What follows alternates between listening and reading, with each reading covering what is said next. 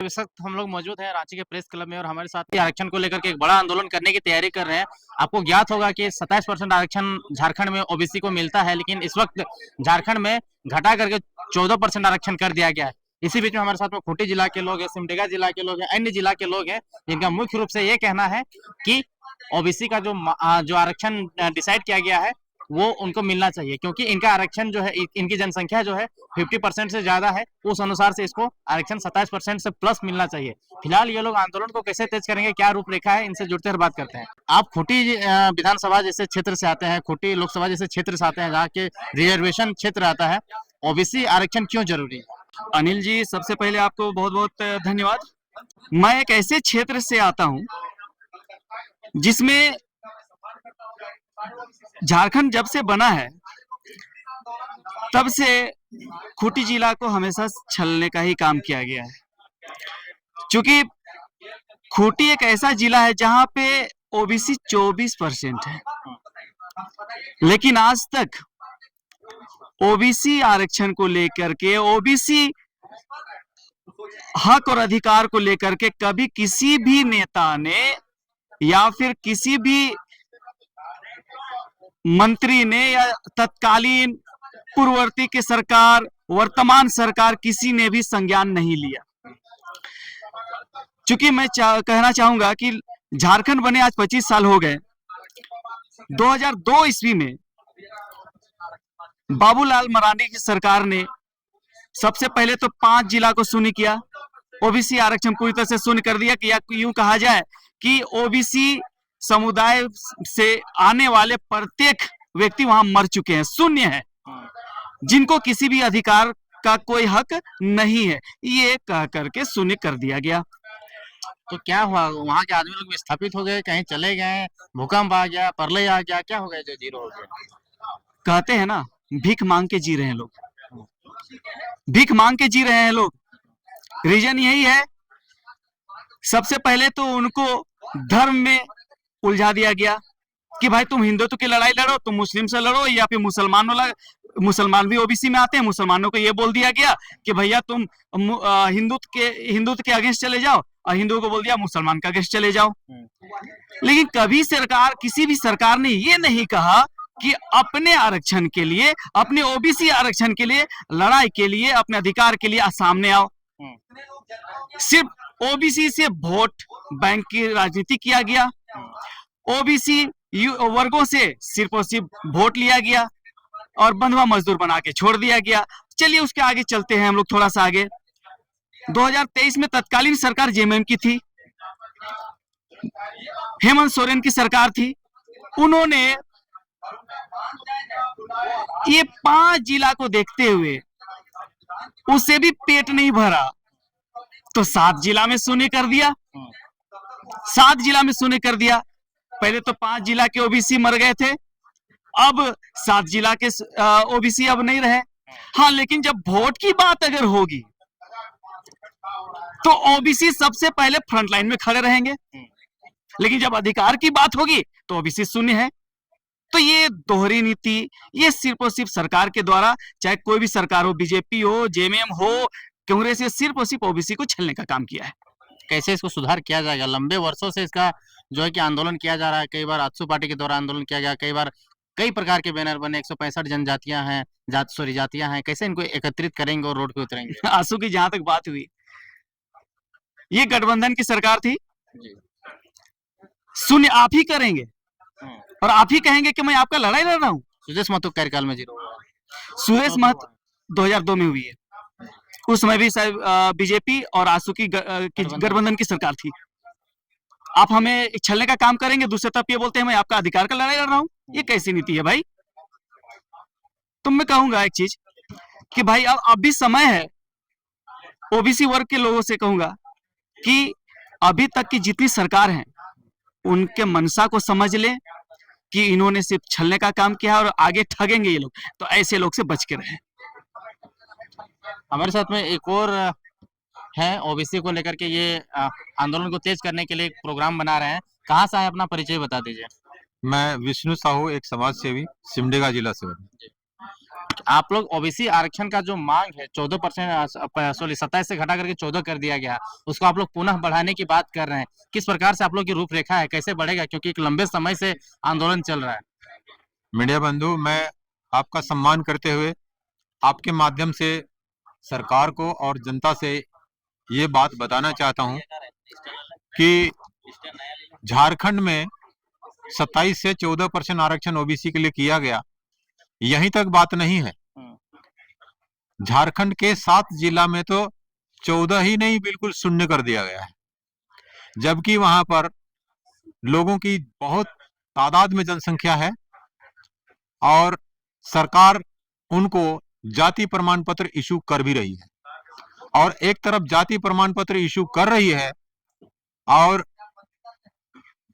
Caste certificate के अतिरिक्त आवासीय प्रमाण पत्र भी दे रही है, उसके बावजूद भी कहती है कि इस क्षेत्र में ओबीसी नहीं है, शून्य है।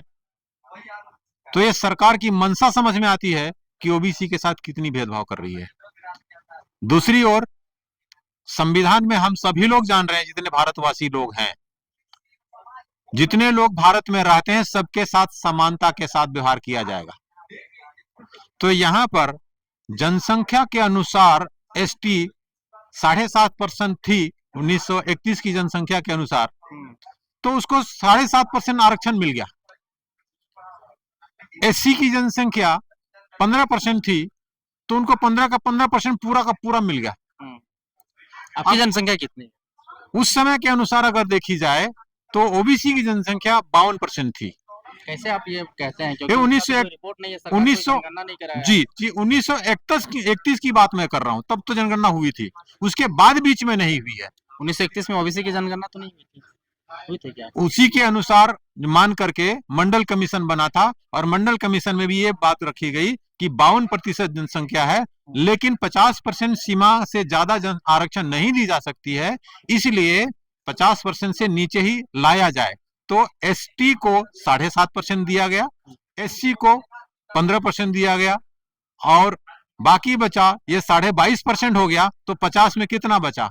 28% बचा। तो उसमें जो है आपको 27% जो बाकी बचा था 50% में, वो 52% ना दे करके 27% दिया गया। लेकिन अब बात आती है तो उनके लिए तो यानी कि एससी एसटी के लिए 100% जितनी जिनकी जनसंख्या, उसी प्रकार से अब लेटेस्ट जो है 103वां संविधान संशोधन के तहत ईडब्ल्यूएस को लाया गया और 10 का 10% बिना मांगे, बिना किसी डिमांड के, आपने अपने मर्जी से ना कोई विरोध हुआ, ना कोई डिमांड हुआ। जी, ना कोई डिमांड हुआ, ना कोई विरोध हुआ, सरकार अपने मन से विधेयक पास कर दिया और 10 का 10% उनको दे दिया। और बहुत से ऐसे जिलों में तो देखा जाए कहीं 1.5% है, कहीं 3% है, फिर भी उनको 10% आरक्षण दे दिया गया। लेकिन जहां पर यहाँ पर 21%, 24% है, जैसे ब्रजेश जी ने कहा खूंटी जिला में 24% है, लेकिन ऐसे जगहों पर भी 0 है, जहां पर 2-3% है, उनको 10% ईडब्ल्यूएस दिया गया, बिना मांगे मिल गया। और अब यहाँ पर बात आती है तो ये ओबीसी के साथ हर जगह कटौती करते करते शून्य कर देना और संविधान में लिखना कि भारत में समानता का अधिकार सबको है, तो हमारे लिए समानता का अधिकार कहां गया? ओबीसी के लिए ऐसा क्यों नहीं है? क्या करिएगा आप लोग, अगर क्योंकि बहुत सारे बैनर बन गए, कल ही धनबाद के सांसद ढुल्लू महतो समेत अन्य पूर्व विधायक और विधायक मिलकर के बैनर बनाए ओबीसी का कि उसके तहत ओबीसी का जो मांग है उसको आगे बढ़ाया जाएगा। आप भी अपना बैनर तैयार करके ओबीसी की मांग को कर रहे हैं, तो कैसे चीजों को एक्यूमुलेट कीजिएगा? देखिए पत्रकार बंधु, आज झारखंड को बने 25वां साल चल रहा है, लेकिन जितने भी विधायक आए या सांसद आए, चाहे किसी भी पार्टी के रहे, आज तक इन्होंने कभी विधानसभा में इस बात को कोई रखा क्यों नहीं? पिछले बार लोकसभा चुनाव भी हुआ, बहुत सारे राजनीतिक पार्टियों से हमने इस बात को रखा कि आप इस बात को उठाइए। लोकसभा के अलावा हमने विधानसभा के समय में भी इस बात को रखा कि आप इस बात को उठाइए, हम लोग को अपना हक अधिकार दिलाने के लिए आगे आइए। लेकिन उस समय तक आज किसी ने भी कदम नहीं उठाया और समाज के विभिन्न मंच पर जो बैनर बना करके लोगों ने इस बात को, कभी सड़क पर आए, कभी लोगों को इकट्ठा किए, लेकिन सिर्फ और सिर्फ चुनावी मुद्दा तक वो लोग रह गए, बाकी सिमट के चले गए। उन्होंने समाज के लिए आज तक क्या किया? क्यों आगे नहीं लेकर आए? कभी कहते हैं कि विधानसभा से मिलेगा, तो विधानसभा क्या सो रही थी 24 सालों से, दी क्यों नहीं हमको? अब हम लोग एक नई रणनीति के साथ जितने भी समाज के लोग हैं, विभिन्न जातियों से मिलकर के जो एक ओबीसी समाज बना है, सभी जातियों को संगठित कर कर एक मंच पर लाना चाहते हैं। और एक मंच पर अगर लाए तो आज के दिन में देखा जाए झारखंड में लगभग 50% से ज्यादा जनसंख्या ओबीसी की है। और आपको बता दें, आपके चैनल के माध्यम से, भारत में एससी, एसटी और जनरल तीनों को मिला दी जाए तो इससे भी ज्यादा जनसंख्या, 50% से भी ज्यादा जनसंख्या ओबीसी की है, जो चाहे सरकार बना दे, चाहे सरकार बिगाड़ दे, इतनी औकात रखती है। और अगर ओबीसी वोट देती है तो किसी भी सरकार को पलट सकती है, उसका डिसाइड करता है। लेकिन एकजुटता नहीं है। आप ये बताइए, अगर एसटी का जो बहुत सारे कुर्मी लोग हैं, वे लोग ओबीसी कैटेगरी में आते हैं, एसटी का डिमांड कर रहे हैं। घटवार समुदाय भी ओबीसी कैटेगरी में आता है, वो लोग का भी डिमांड है एसटी, हालांकि वे लोग कम मुखर है। तो ऐसे परिस्थिति में ये लोग को कैसे बैलेंस कीजिएगा? देखिए, हर जाति का एक अपना मांग रखने का अधिकार है, संवैधानिक अधिकार है।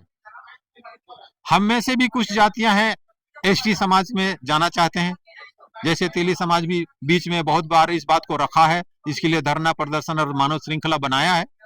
कभी वो भी आ सकते हैं, ये हर जाति का एक अपना मांग है, अपना अधिकार है, वो रख सकते हैं। लेकिन ओबीसी समाज में बहुत सारे लोग हैं, हम लोग ओबीसी के लिए फाइट कर रहे हैं। ओबीसी की तरफ आज हम देखेंगे एक संगठन भी बना है। जब ओबीसी के आरक्षण की बात आती है तो उसको ना मिले इसके विरोध में पीआईएल कर दिया जाता है। आपने एमपी की बात देखी, वहां सरकार भी बोला, वहां महाधिवक्ता भी बोले हम ओबीसी को आरक्षण देने के फेवर में तो हैं, हम विरोध थोड़ी कर रहे हैं।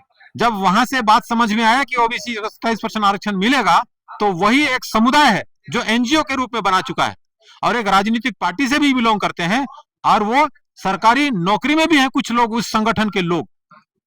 और इसके बावजूद भी जब वहां से बात हारने जैसी समझ में आई तो सुप्रीम कोर्ट में पीएल कर दिया कि ओबीसी को आरक्षण नहीं मिलना चाहिए।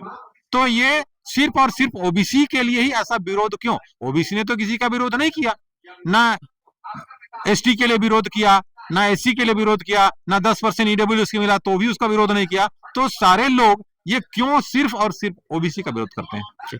ओबीसी को आरक्षण खोने का दुख है, क्योंकि बहुत सारे सीट जो है रिजर्व हो जाते हैं, इसलिए मुखिया का चुनाव नहीं लड़ पाते हैं, विधायक का चुनाव नहीं लड़ पाते हैं, नौकरी में नहीं आ पाते। इस चीजों का गम है, दुख है, लॉस है, भारी गम है।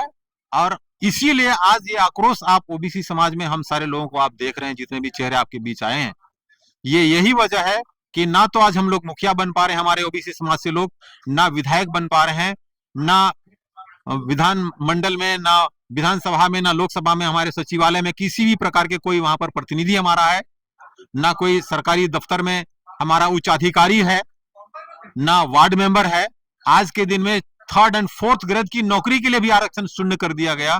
तो इससे बड़ा दुख ओबीसी समाज को नहीं हो सकता, जहां पर भारत में रहने के बावजूद भी हमारे साथ इतना बड़ा भेदभाव और संवैधानिक अधिकारों से छीन करके बेदखल किया गया है। तो मुख्य रूप से इनका कहना है कि ओबीसी समुदाय के साथ में बहुत पक्षपात हुआ है। पक्षपात इस प्रकार से हुआ है कि लोग विधायकी में नहीं जा पाते हैं, न्यायपालिका में नहीं जा पाते, कार्यपालिका में नहीं जा पाते हैं, क्योंकि रिजर्वेशन वो लोग का काट करके छोटा कर दिया गया और इनका जनसंख्या बड़ा है। बाकी वीडियो आपको कैसा लगा कमेंट सेक्शन में बताइए। बाकी वीडियो देखने के लिए धन्यवाद रहेगा, जोहार रहेगा।